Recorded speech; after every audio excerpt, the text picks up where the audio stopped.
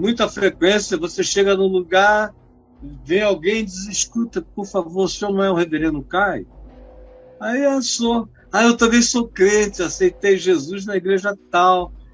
Mas olha, pô, não ora por mim, porque eu tenho um problema enorme, eu nunca consegui perdoar meu pai, nem minha mãe, nem não sei o quê, nem isso, nem aquilo. Ficam ressuscitando zumbis do passado e pontuando coisas que eventualmente o pai fez de errado um dia, a mãe, os irmãos, não deixam passar nada. É o novo olho por olho, dente por dente, é esse tal de pontuar as coisas. Só vai gerando amargura, ressentimento nos salvos, que não deixam passar nada, são judiciosos, cheios de legalismo, e dizem que foram salvos porque levantaram a mão. Cara, tem gente ali fazendo crossfit, levantando a mão com peso, mais digno dessa salvação do que você, que é um preguiçoso, malandro, não trabalha, aproveitador, quer que Deus dê a você o ganho de uma loteria esportiva, numa corrente de prosperidade. É ruim demais. Desenvolver a salvação com temor e tremor é o que Paulo diz aqui. Se eu chegar perto, que eu não estou enxergando absolutamente nada. Paulo diz assim, pois, amados meus, como sempre obedecestes, não só na minha presença, porém muito mais agora na minha ausência, desenvolvei a vossa salvação com temor e tremor. É interessante que ele diz isso com uma evocação do contexto antecedente, que é esse pois. Como eu já disse trilhões de vezes, desde que eu sou menino pregando o evangelho, esse pois, esses portanto, esse assim também, desse mesmo modo, evoca contextos. Você tem que saber o que foi dito antes. O que foi dito antes? O que está dito antes é que Jesus tende em vós o mesmo sentimento que houve também em Cristo Jesus, verso 5 do capítulo 2. Tende em vós, vocês, nós, todos, o mesmo sentimento que houve em Cristo Jesus. Não é o mesmo sentimento do presidente Bolsonaro, nem do Putin, nem do Biden, nem do Lula, nem do Moro, nem do Ciro Gomes, nem de ninguém. Nem sequer do Papa Francisco, nem da monja, nem do monge, nem do Dalai Lama. A referência é muito mais acima. Tende em vós o mesmo sentimento. Aí acaba com essa história de dizer, não, eu sou só um humano. Como é que eu vou ter os sentimentos de Cristo Jesus? É porque você não quer. Você não quer o exercício. Você não quer o desenvolvimento. Você não quer o treino. Você não quer a evolução. Você não quer a prática. Você não quer a experiência. Você não quer. Por isso você não tem e nunca terá. Vai morrer infernalmente se dizendo salvo e carregando angústias infernais na alma. Porque se houve uma semente do evangelho plantada em você, ela não tem que ficar semente. Senão ela pode ser roubada, ela pode secar, ela pode ser sufocada, ela pode dar em nada, pode esbarrar num chão pedregoso e não botar raízes, pode sucumbir às circunstâncias, ao tempo, à dificuldade, às tribulações. A semente plantada tem que crescer. Como Jesus disse, nem que seja como um grão de mostarda, a menor de todas as hortaliças lá no Oriente Médio, nas categorizações botânicas dos dias de Jesus. Que começa pequenininha, mas cresce, cresce, cresce, até que se esparrama e que dá ramos, galhos, e as aves dos céus vêm fazer ninho na sua sombra. Essa é a ideia da semente que cresceu, que se desenvolveu. Em todos os exemplos de Jesus da salvação que inicia como uma semente, você observa que ela cresce. Ela chega em alguns momentos, ele diz, primeiro a semente, depois a erva, depois a flor, depois a espiga. E aí o fruto na espiga. Porque o objetivo da salvação não é ser algo em si próprio. O objetivo dela é fazer do indivíduo em quem a semente foi inoculada uma árvore frutífera, uma sombra na vida, um lugar de descanso para o mundo, para os outros, para a família. Isso tem que ser desenvolvido aproveitando o fluxo da graça. E aí inicia-se dizendo, tende em vós, é uma decisão, é um imperativo, designando o fato de que eu posso escolher, como eu tenho escolhido todo dia. Todo dia eu escolho ter o mesmo sentimento que houve também em Cristo Jesus. Todo dia eu tenho que recomeçar esse processo. Todo dia eu digo outra vez, quando meu coração é tentado à arrogância, à soberba, à vaidade, à justiça própria, ao direito pessoal exigido como uma demanda que eu estou disposto a levar até o fim para ganhar e não perder. Não, toda vez que isso aparece, eu mato isso em mim. Mato, estou matando há quase 50 anos, e quantos anos Deus me der, tantos serão os anos que eu matarei isso todo dia em mim. Jogo fora o espírito terreno, animal e demoníaco e invoco a sabedoria lá do alto, que é pura, que é indulgente, que é plena de misericórdia e de bons frutos. Essa é a salvação em desenvolvimento. E eu posso ter esse sentimento que houve também em Cristo Jesus. Pois ele, preste atenção, subsistindo como Deus, não julgou como usurpação, só porque eu sou Deus, eu vou ser Deus. Ele disse, não, eu sou Deus, mas eu sou Deus bastante para escolher servir a Deus. Eu sou Deus demais para não precisar ser Deus para mim. Ser Deus em meu favor. Ser Deus pelo meu interesse. Eu sou Deus, eu não sou Zeus. Eu sou Deus, o Deus verdadeiro. Eu sou Deus em Deus. Subsistindo em forma de Deus, teve esse sentimento de não julgar, diferentemente do chamado Lúcifer, que não sendo Deus, sendo só uma criatura muito linda, achou que podia ser maior que Deus.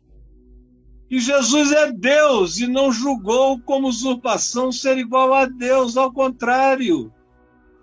Ele disse, eu serei servo para Deus, servo para a criação que Deus vem a criar, e eu me ofereço como mediador da criação e mediador do que Deus eterno, invisível e indiscernível e indisponível para os acessos de intelecção ou de arrogância humana esteja e está indisponível.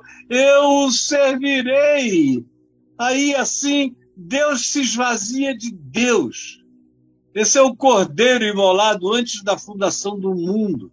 É o Deus que sacrifica seus desejos, sua vontade, seus sentimentos, seu poder, seu todo poder, sacrifica tudo.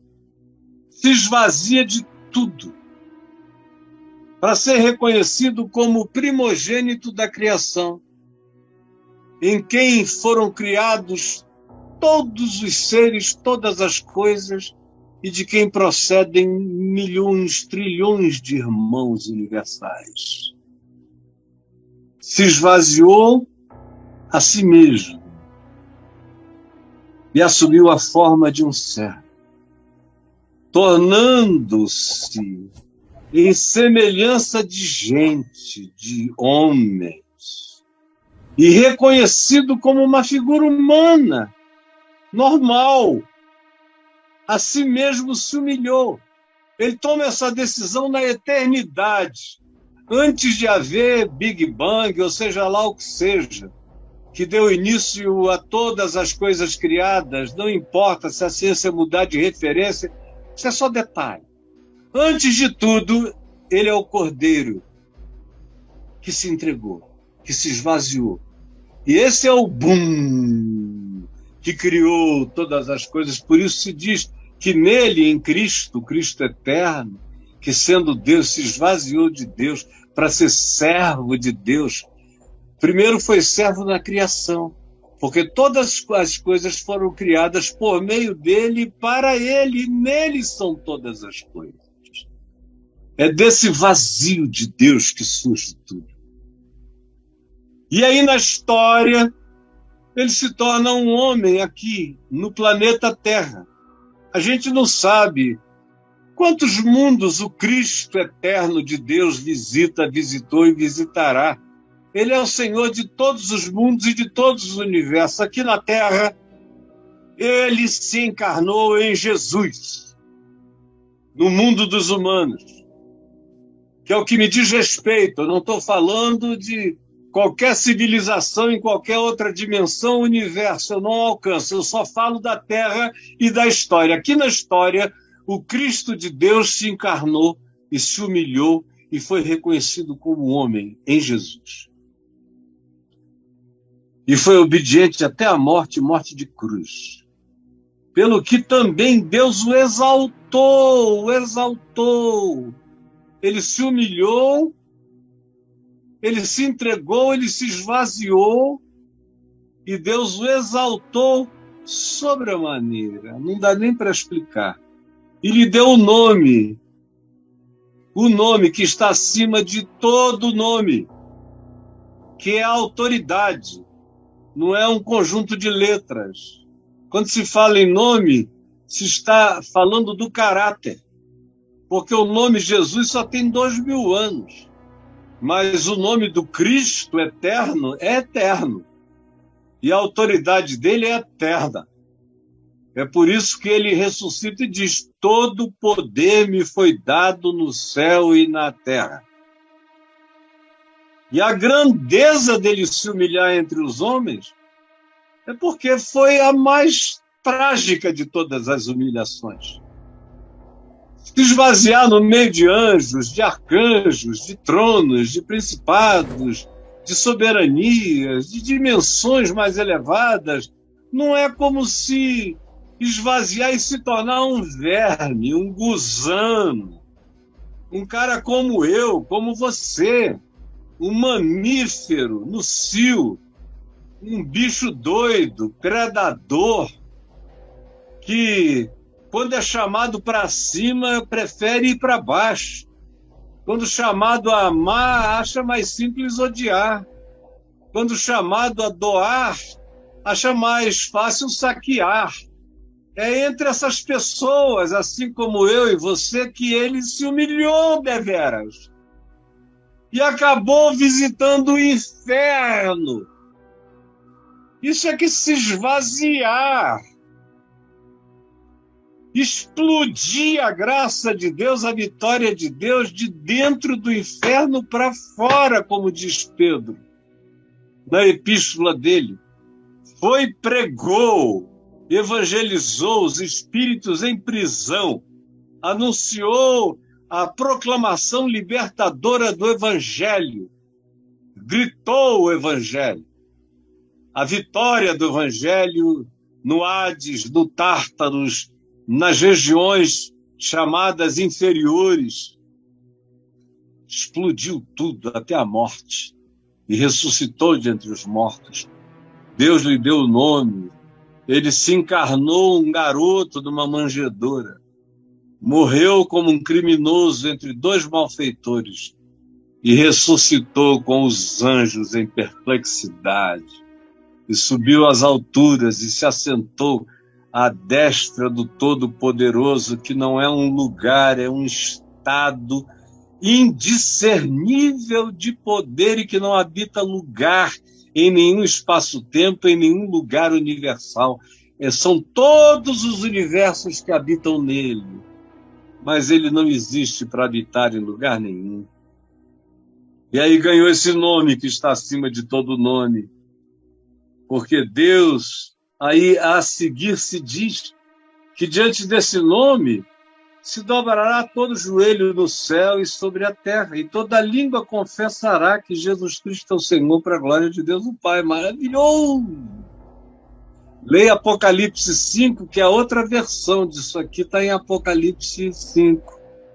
É a mesma teologia, a mesma história, sendo contada na linguagem simbólica do Apocalipse, no capítulo 5. Aí vem o verso 12 de hoje, que diz: assim, pois, deu para entender?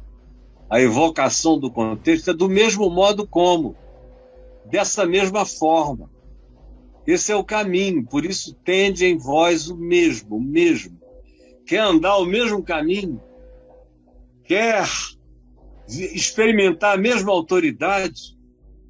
Quer receber a mesma evolução?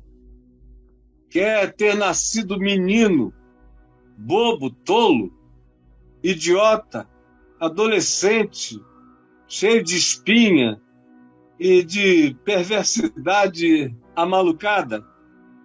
Quer ser um jovem, nasceu cheio, cresceu cheio de vaidades, como eu, por exemplo, que era pura vaidade, sedução, conquista, prazer, hedonismo, orgulho.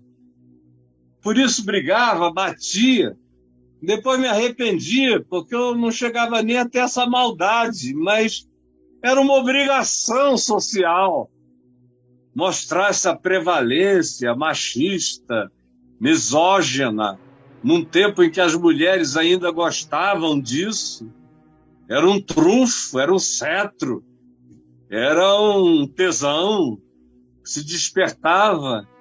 Bobão, idiota. Quanto mais doido, melhor. Quanto mais drogado, melhor. Quanto mais perdido, melhor. Dava a vaidade de ser chamado de o mais maluco de todos. Aí você vai e encontra, como eu encontrei, uma palavra, uma pergunta que me jogou na estratosfera, aliás, no espaço profundo, vagando no nada, sem referência, e eu gritei na minha própria mente: eu estou perdido, Jesus me salva, eu não tenho um centro de gravidade, não há um sol em torno do qual eu gire, eu não tenho nenhum movimento ordenado, eu sou como uma estrela cadente, um ente errante no universo frio, vazio, me salva. E aí iniciou esse processo. Graças a Deus, na minha vida já iniciou assim, buscando ter o mesmo sentimento que há também em Cristo Jesus, porque meu pai já estava nessa. Então já fui ali, já botei o pé nesse chão. Alcancei isso no mesmo dia? Claro que não. Nem alcancei hoje, eu vou todo dia mais, só não olho para trás, não sou mulher de Ló, não desisto, resisto, persevero e vou adiante. E aí isso vai crescendo na gente. Por isso é que se evoca essa experiência, essa narrativa de Deus em Cristo encarnado em Jesus depois, para dizer a nós que somos humanos, dizendo que estamos seguindo Jesus, nos chamar para isto verdadeiramente. Do contrário, é balela. Por isso a teologia certamente, acertadamente diz: que nós fomos salvos, se fomos salvos, para continuarmos a ser salvos, desenvolvendo a salvação, até um dia entrarmos na plenitude da salvação, que é quando nos tornaremos semelhantes, completa e absolutamente semelhantes e iguais ao Cristo de Deus, que é o primogênito entre muitos irmãos em Jesus. É para lá que eu estou indo, é para lá que você é convidado. Ninguém é convidado para ter que contratar um coach para te ensinar um monte de frases bobas que não vão produzir nada e daqui a 3 anos você está infeliz do mesmo jeito, frustrado, porque o caminho dado você nunca quer. Você nunca quer, admita. Eu tenho gente perto de mim tão amada que fica fazendo tudo que é experiência para tentar melhorar na vida. Tentar se acalmar, tentar ficar mais brando, tentar ficar mais calmo, tentar ficar menos agressivo, tentar isso e aquilo. Eu não tenho nada contra meditação, eu medito. Não tenho nada contra yoga, é um ótimo exercício mental, espiritual, respiratório, psíquico, acalma, faz bem, mas não é a solução. É paliativo, por isso que você tem que fazer todo dia, porque não dura muito tempo. São exercícios que trazem proveito, mas não são como exercitar a piedade. Paulo diz que essas outras coisas têm proveito, mas nada se compara ao exercício da piedade. Por isso ele diz, assim, desse modo, tomando Jesus como essa referência, crendo que aquele que se esvaziou de tudo é o que foi exaltado acima de todas as coisas. Creiam nisto, porque vocês também serão a semelhança dele, exaltados como ele acima de todas as coisas, e se assentarão nos lugares celestiais em Cristo Jesus, acima de todo principado, potestade, arcanjo, poder, tronos, soberanias, tudo, porque aprove a Deus fazer a glória dele habitar os vermes, para que ninguém se glorie, nem anjos, nem seres de nenhuma outra dimensão, nem homens, ninguém. Ele fez habitar a glória dele nas cacas cósmicas, que foram glorificados quando creram em Jesus, e andando com Jesus foram se transformando em filhos de Deus, um passo depois do outro. Assim, pois, amados meus, por favor, vocês já obedeceram outras coisas, agora obedeçam o essencial, porque aqui é que habita a essência do processo. Em que? Em desenvolver, que é uma palavra de evolução, de crescimento, de musculação, de exercício, de tomar novas formas, de adquirir novas forças, novas inteligências, novos conhecimentos, novas percepções, nova atitude, novo poder interior de negação de si mesmo em favor da vida, em favor do amor. Desenvolver a salvação é desenvolver o amor. Gente que não ama, no máximo, é miseravelmente salva, como diz Paulo. Paulo tem essa categoria lá dos salvos pelo fogo, que é aquele cara que ficou ali na beira do abismo o dia inteiro, se perfumando, deixa eu usar uma linguagem só figurada, se perfumando com fogo e enxofre, na beira da maldade. E aí, de vez em quando, ele dava um passo atrás, perdão, perdão, perdão, ai! Aí tem essa categoria, o Paulo diz, esse cara morre, e a graça de Deus o salva pelo fogo, através do fogo. Uma espécie de purgatório. Através da queimação, através da angústia, através da tribulação, através do pânico infernoso, o cara às vezes cai em si e agarra-se ao socorro eterno. Mas esse não é o padrão. Se tornou o padrão, hoje em dia, quando tem alguém salvo nessas igrejas, é assim, pelo fogo. Porque está todo mundo sem amor. Todo mundo sem amor, e sem amor ninguém desenvolve nada espiritualmente. Sem amor, o que Paulo diz? Nada aproveitará. Você pode falar em línguas, mas sem amor, cara, é melhor aprender mandarim. Você pode profetizar, mas sem amor, você pode ser só um paranormal que olha e vê algumas coisas, escaneia alguns segredos do outro, mas não é profecia de Deus, é só paranormalidade. E sem amor, você não vai nem saber como usar isso para edificar o próximo, porque só o amor edifica. Sem amor, você pode saber toda a ciência, pode conhecer todas as filosofias, pode ser filósofo, amigo da sabedoria, amigo da sofia, da sabedoria, mas sem amor nada aproveitará. É só conhecimento que não se transforma em prática, em vida, em paz. Sem amor, a gente não se salva da inveja, nem da exasperação. Sem amor, a gente no máximo fica cheio de razões acusadoras, mas que não servem para nada diante de Deus. Sem amor, nem o teu ato de generosidade para querer impressionar os pobres, o mundo, a família e alguns até Deus, pegando todos os seus bens e doando aos pobres. Mas Paulo diz, olha, até isso sem amor de nada aproveitará. Nada cresce na direção de Deus sem amor.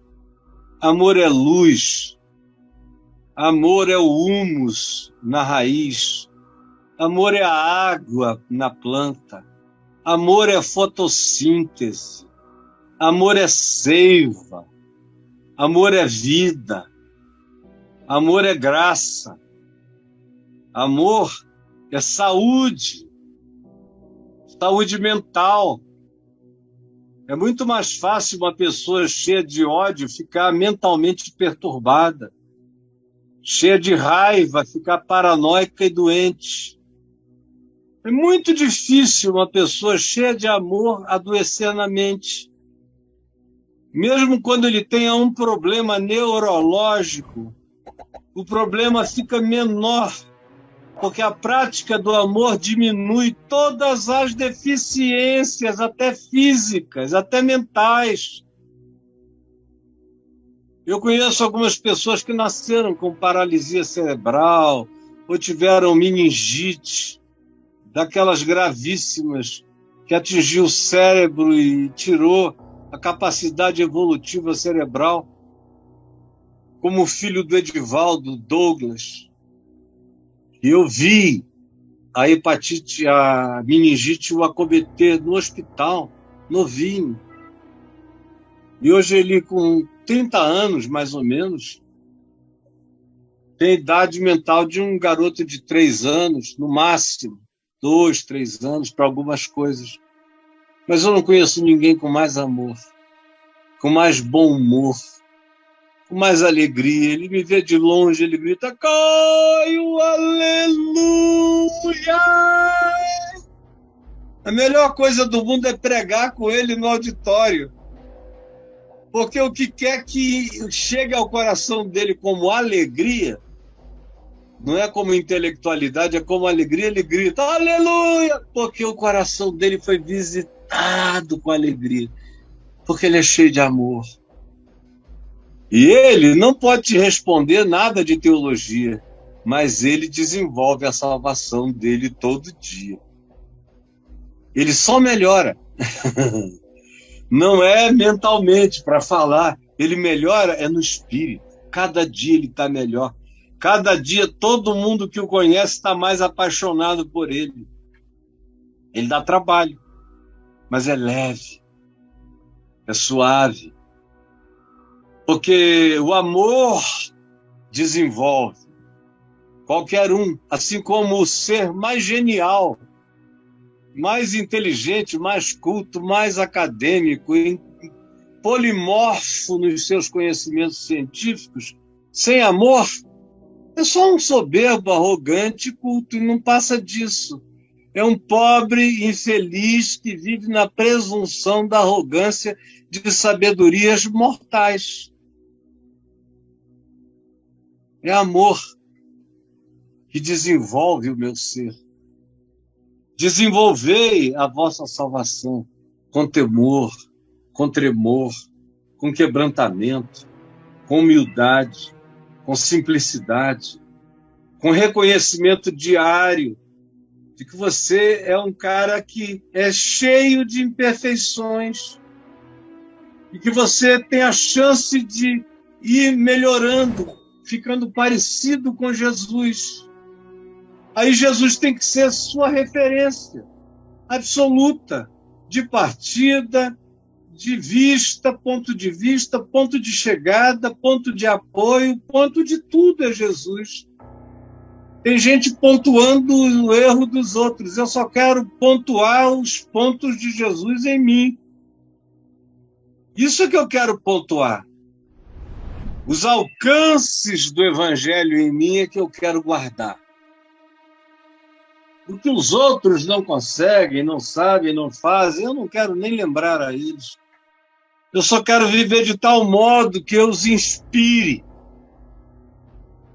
Os inspire no significado de como a gente pode desenvolver a salvação com temor, com reverência, com amor, com quebrantamento, com um coração singelo, sem abrir espaços, como eu vi uma vez uma esposa de um pastor conhecidíssimo no Brasil, e até no exterior, me dizer: ah, Caio, perdoa o meu marido, ele morre de inveja de você, porque você, tão novinho, já adquiriu essa proeminência toda, e ele já é muito mais idoso e nunca teve o que você teve.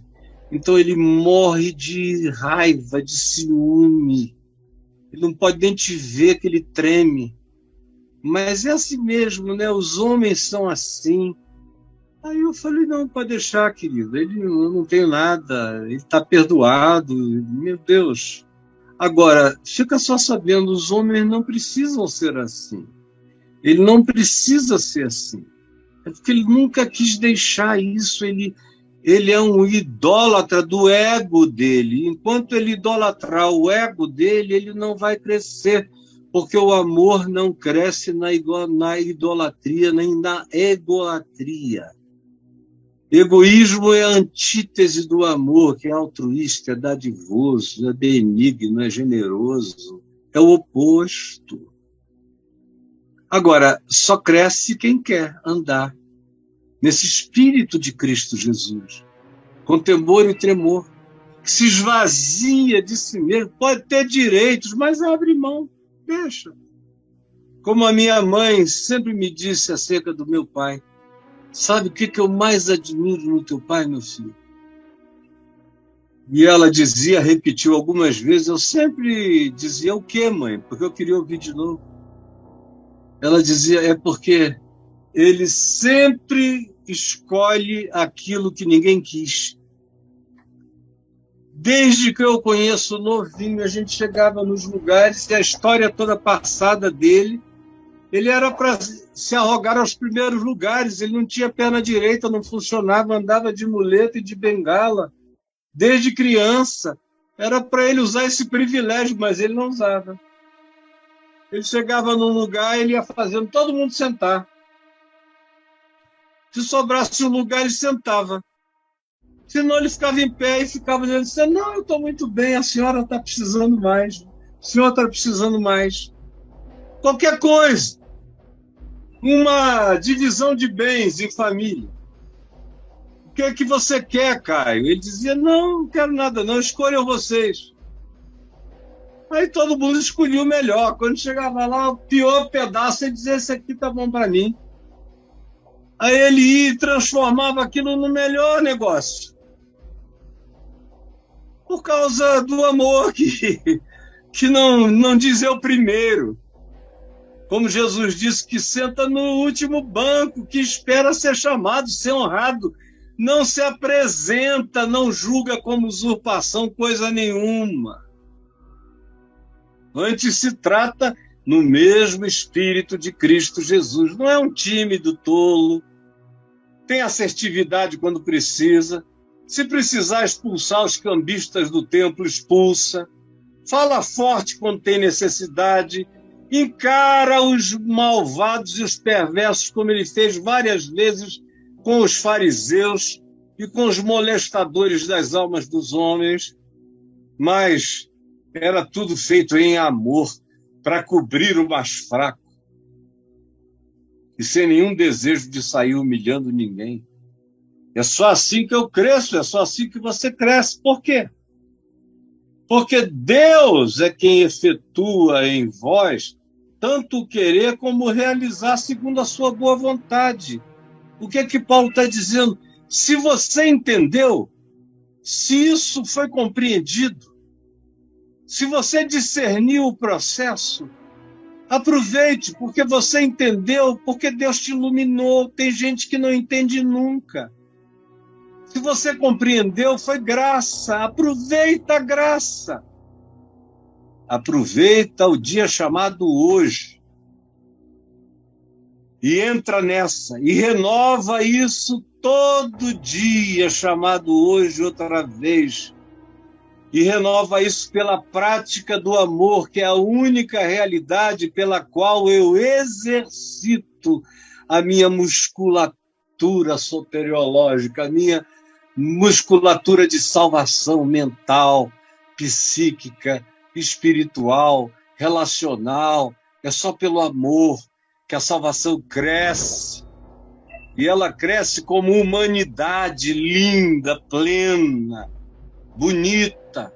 Ela cresce como espiritualidade segundo a de Jesus, semelhante à de Jesus. Aproveita essa hora. Está entendendo? Pega. Mas não fica pensando que você não tem mais o que fazer, ao contrário.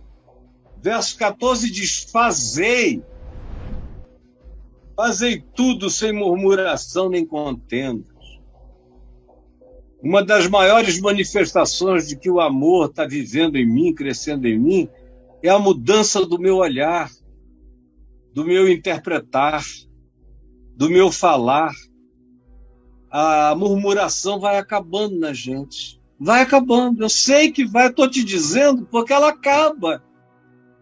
Eu não sei te dizer qual foi a última vez que eu murmurei, não me lembro de qualquer coisa.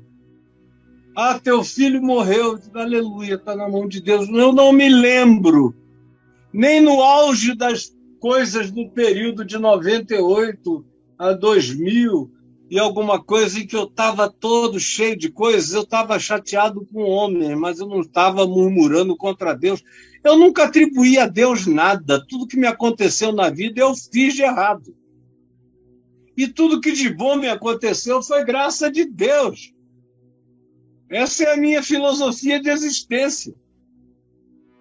Quando a gente olha a vida assim, a murmuração acaba, a autovitimização acaba e as contendas. Eu também não me lembro a última contenda que eu tive. Eu até às vezes sou provocado por pessoas que querem contender, ficam falando sozinhos. Eu tento dar uma explicação racional. Se eu sinto que a pessoa está obstruída, está obturada no entendimento, eu calo. Pode falar sozinho para sempre. Eu vou ter no máximo um sorriso gentil, ou quem sabe uma mudança de assunto. Quando a pessoa é sábia, aproveita, melhora. Tem gente que nem aproveita a chance, continua insistindo na provocação da contenda, mas eu não entro nessa, não. E na murmuração, eu sei o que a murmuração estraga, né, na gente. Não existe salvação plantada de Deus no coração murmurador, ingrato, zangado, autovitimado, reclamador, cultuando trauminhas e beijando o que nem existe. Tem gente com uma vida boa, mas que decide ser infeliz. Aí, como eu disse outro dia, nem Deus dá jeito nesse mau humor de quem não quer a graça. Ouça o que eu estou lhe dizendo. Pense. Fazei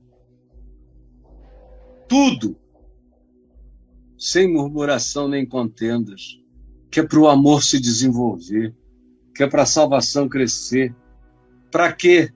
Ele diz aqui, fazei tudo sem murmuração nem contendas, para quê? Para que vos torneis. Vos torneis, não é levantar a mão, é viver com amor, sem murmuração, sem contenda, sem ódio, sem briga, sem embate, sem olho por olho, dente por dente, sem pontuações do erro do outro. Isso só te atrasa a vida, te arruína. Fazei tudo sem murmuração nem contendas, para quê? Para que vos torneis, vos torneis. Não é automático, é processo, é mutação, é crescimento, é desenvolvimento. É como quem nasce com alguns centímetros e quando chega adulto se torna um varapau, como Paulo diz. Quando eu era menino, eu pensava, sentia, entendia como menino. Quando eu cheguei a ser homem, eu desisti da brigaiada, da bobagem, da murmuração, da contenda, do é meu, quero primeiro, lá, tudo isso que faz parte da tua vida o dia inteiro. Por isso você não vai a lugar nenhum e fica contratando coaches, porque não tem evangelho que funcione na tua vida, jamais. Jamais. Para que vos torneis irrepreensíveis e sinceros, filhos de Deus, inculpáveis, para que vos torneis. Você quer se tornar? Quer virar um Jesusinho, um pequeno Cristo andando no mundo? Quer que essa salvação tenha sentido na sua vida? Que ela se transforme em paz, em alegria, em bondade, em longanimidade, em fidelidade, em mansidão, em domínio próprio? Faça parar toda murmuração, todo ódio, toda guerra, toda contenda, desenvolva-se em amor, e aí você vai se tornar um ser irrepreensível, sincero, que não vai andar na mentira, vai apresentar a cara da verdade no mundo. Irrepreensível, sincero, filhos de Deus inculpáveis, que atravessam a vida sem acusação. Se quiserem falar mal de ti, terão que inventar, porque na realidade não vão achar nada. Porque você vai se tornando inculpável no meio de uma geração pervertida e corrupta. Você se torna como um luzeiro resplandecendo, um sol de graça no mundo. E assim você preserva o Evangelho em você, preservando a palavra da vida, que é o Evangelho. Ele não estava falando da lei de Moisés, nem do Talmud, que ainda nem existia, nem da Mishnah, nem de nada. Ele está falando do Evangelho de Cristo. Para que vocês preservem a palavra íntegra em vocês, crescendo em vocês, para que no dia de Cristo, no dia do encontro, eu, Paulo, me glorie que eu não trabalhei, não corri em vão, não me esforcei inutilmente. Mas vocês precisam ter a coragem de decidir, do contrário, já era. Entendeu? Já era. Eu acabei falando igual um desgramado. Jesus, eu falei muito, mas falei tudo que todo mundo precisava ouvir. E eu te peço que essa palavra não se perca. Não caia em lugar impróprio. Ao contrário, que ela encontre chão bom, para que ela cresça, ponha raízes profundas, ramos, galhos, frutos, e sirva de abrigo, ninho e sombra para aqueles que carecem de acolhimento, de abraço, de inclusão e da salvação fraterna, do amor sincero e sem julgamento contra o próximo. É o que eu te peço em teu nome, Jesus. Amém e amém.